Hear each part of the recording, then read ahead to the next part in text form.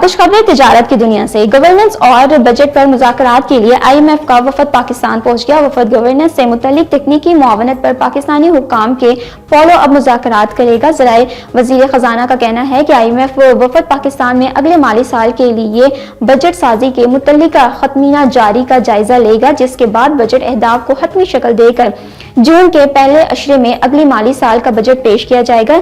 ज़राए वज़ारत ख़जाना के मुताबिक IMF का वफद 30 से पाकिस्तानी हुक्काम से मुलाकातें करेगा। IMF वफद के मौजूदा दौरे का मकसद इस्लाहाती इस्तेदाद कार को बढ़ाने के लिए IMF की तकनीकी इमदाद का हसूल है। वफाकी वज़ीर तवानाई अवैस लगारी ने कहा है कि पावर सेक्टर का गर्दिशी कर्ज 2400 अरब रुपए तक पहुंच चुका है। अब तक 36 IPPs के से मुज़ाकरात हो चुके हैं। इससे 3696 अरब रुपए की बजट होगी। मीडिया नुमाइंदों से गुफ्तगू करते हुए वफाकी वज़ीर तवानाई अवैस लगारी ने कहा है कि ऑपरा एक्ट में बेहतरी की जरूरत है।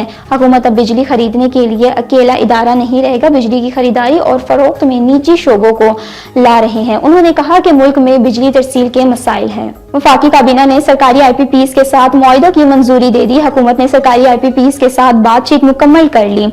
अब सरकारी IPPs की दरख्वास्तें पैमरा में आएंगी। ज़राए पावर डिवीजन ने बताया है कि मजीद 21 से ज़ायद सरकारी IPPs के साथ बातचीत हुई है। मुज़ाकरात से 34 अरब रुपए की बजट होगी।